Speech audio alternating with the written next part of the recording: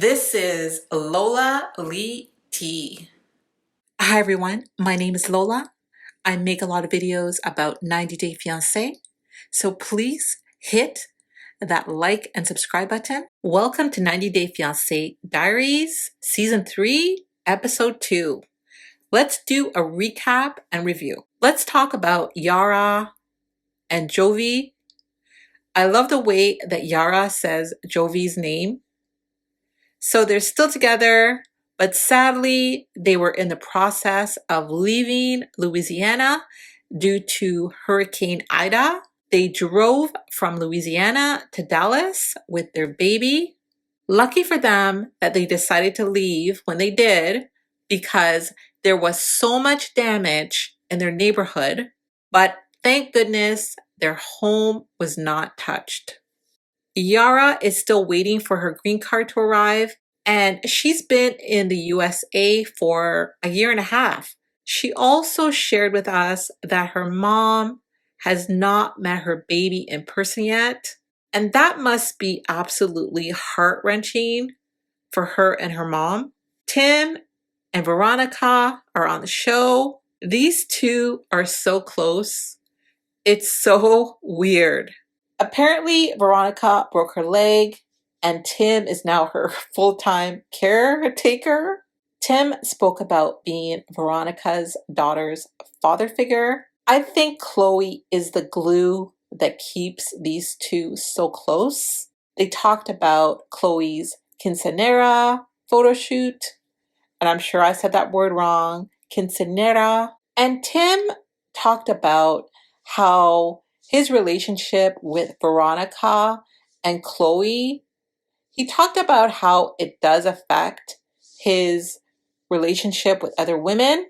And we saw how that played out with Jennifer, who is now with Jesse. And I think that Jesse and Jennifer are a perfect match for each other. Brittany is back. She took us along to her dentist appointment where we saw that she got her braces taken off. She talked about not being with Yazan and why they broke up. Apparently he cheated on her.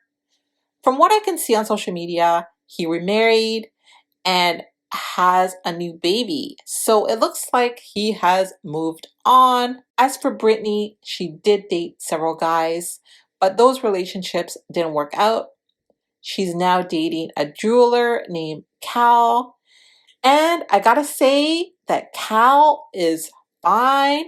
Cal wants to take the relationship to the next level. He wants to make the relationship official. Brittany spoke to her friend that came over, and she explained to her friend that titles really scare her. In another scene, we get introduced to Cal. Brittany went to his job and she told him how she felt. He said he could go at whatever speed she wanted. Okay, moving on.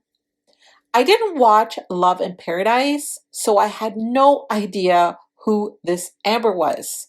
So Amber tells us that her one night stand turned into so much more.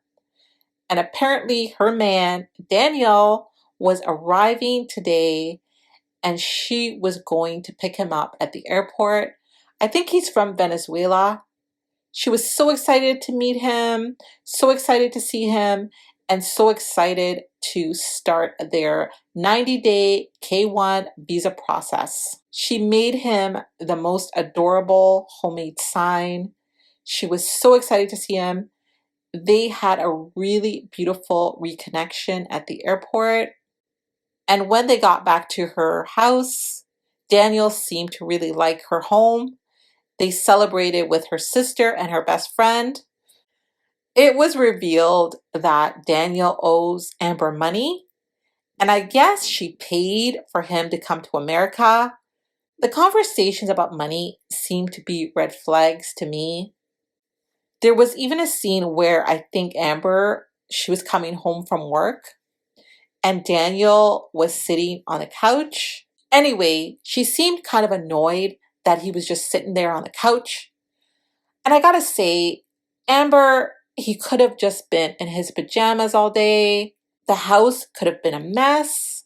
He could have been playing video games all day. Yeah, she did appear to be a little annoyed. I think she wants him to be working. She wants him to be helping out, contributing now, but he cannot work just yet. And this might be something that she may have a really hard time with, being the sole breadwinner, right? She's going to have to be the sole breadwinner for now.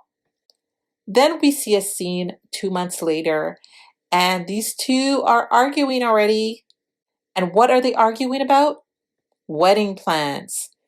Daniel wants nothing to do with the wedding planning, but Amber insists that he must help her.